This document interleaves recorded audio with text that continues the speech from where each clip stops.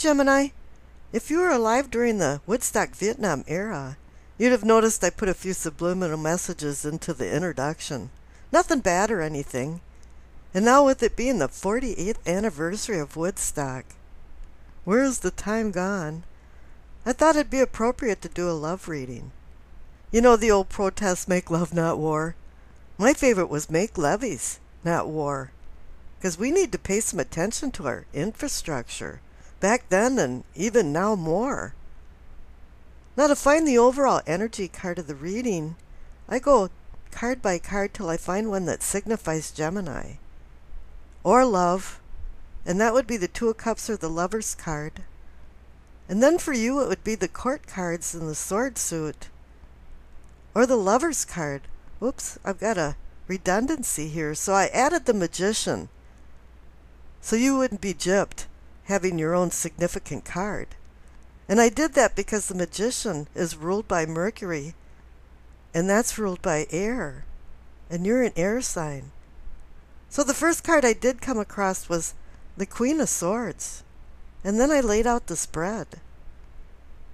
Now the Queen is the old crone in the Norse legend. It's probably a woman that is separated, divorced, or is even elected not to get married. So that's kind of strange that she's overseeing your love reading. There isn't a lot of cards in this to indicate that it is a love reading. But one thing is for sure is that she's connected to the center card, the Eight of Swords down there. The Eight of Swords is the key card to this. And the Queen of Swords is telling her not to use emotions anymore and not to be a prisoner of her own mind. Thoughts are holding her back because this is swords, air, emotions, words, and maybe some hurtful words were said. But now she's not seeing the truth. She's confused and kind of got lost in the muddle of things. And she is searching for a truth. And she's searching for release. Now on the rider-waite cards, the Queen of Swords actually has ropes that have been cut around her wrists. And she's telling this Eight of Swords woman to release herself. Cut these ropes that are holding you. The bondage that you've put yourself into. Throw that blindfold off and start looking at the glaring truth. But something about the circumstances that entrapped her. And she gave away her power. And this has stagnated any personal progress or spiritual awareness and put her in some type of denial. You know, people always ask themselves, how do I know I have an addiction or an obsession? And to me, it's when it interferes in your everyday life and in your interpersonal interactions with other people is when it's a problem. And here there is some type of problem. It might even be something very small, but it's holding you back. And the Queen here is saying, don't use emotions when you make decisions. She's saying, use your mind, use your intellect, use logic, use reason. And you can release yourself. Now the cards on the left, for what you know, you receive the Sun and the Chariot. Two major arcana cards are supporting you. The Sun is about seeing the glaring truth, putting light and shining a bright light on the truth. And it brings abundance and fulfillment. But there's one string attached to the Sun card, and it says that you have to live a simple life. Enjoy simple pleasures. Enjoy the simplicity of just being alive. And the Chariot, he's about discipline, about overcoming opposing forces. And he does signify victory and moving forward. Now this is under the what you know category. You know you can have this. But here next door, you have the Eight of Swords. And strangely enough, the clarification card is the Ace of Swords. You're supposed to be using this Ace of Swords, the promise of a new beginning, to cut yourself out of this bondage. Use that Ace of Swords to cut through the crap and get to the heart of the matter Get to some truth that you've been seeking so you can have release.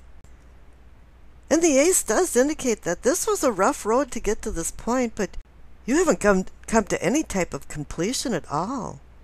Something needs to be resolved because it's still hanging out in the air. But you haven't come to any completion point because something has been unresolved for a long time and is now hit an apex, and it needs to be addressed. Now the cards next to those is for yourself and self-awareness. And you receive the Three of Cups and the Seven of Wands. Now the Three of Cups is a celebration card.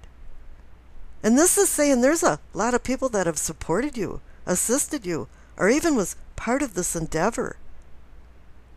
And they were all on the same page, the same sheet of music, and made some type of achievement. Now, you're aware you can do this, but that's if you can live a simple life from the Sun card and release yourself and see the truth, the shining truth, with the Eight of Swords card. Now, the Seven of Wands is about defending yourself. Maybe your beliefs sometimes get under the gun with this. And other people are disagreeing with you. And this is really the first thing other than the Eight of Swords that's saying there's a little problem and some rain clouds over the kingdom. But it really comes in strong for the future cards because you receive 3 5 cards. Now in numerology, the number 5 has many different meanings, but it can be a difficult situation, obstacles, problems that you have to deal with relationships, and there's arguments, struggle, and strife, and the need for change.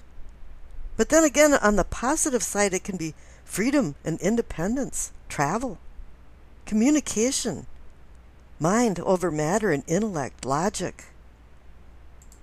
And let's do one more number exercise and add all the 5 cards together for 15. And then reduce it. 1 plus 5 equals 6. And 6 is the number of love, equilibrium, balancing oppositions, cooperation, like the Three of Cups card, contentment and success. It's saying here you can have either one. You can be back with the Eight of Swords woman and feeling like you're in bondage. Or you can free yourself and have this freedom and have the sun shining on you, making the right decisions with the Chariot. Having the Three of Cups in the celebration of success. Not fighting anyone anymore with the Seven of Wands. Not having to defend yourself. Now the first of the 5 cards is the Five of Swords. That's a card about things escalating to a point in conflicts that you don't even want to fight anymore. The cost of battle isn't worth it, and you just throw your sword down and walk away. And the next one is the Five of Pentacles, the card of impoverishment. It's saying that you're poor in some ways. And the next one is the Five of Cups, and it's saying you're emotionally destitute. And you don't want to be there. You want to cut these trammels and move on in your life. So since the 3 future cards were rather depressing, I pulled one more card and you received the Judgment card. And so it's saying here you have to go through this judgment gauntlet. Shed yourself of these fears that you have. Gain your confidence back that the Queen of Swords is there to give you. Take that truth of sword and put it in your hand. And go through the Judgment card. And come out the other end for a rebirth. Now I pulled a Doreen Virtue Messages of the Angel card and received Daniel. I haven't seen that card very often. I am the angel of marriage, and I'm assisting you right now. Oh my, now this does bring the love reading back around, because he is helping relationships. It might not be marriage, but if you have a bond of some sort, yeah. And there's been some type of problems involved with the Eight of Swords there. So the decision is up to you. And I wish you acceptance, peace, and happiness.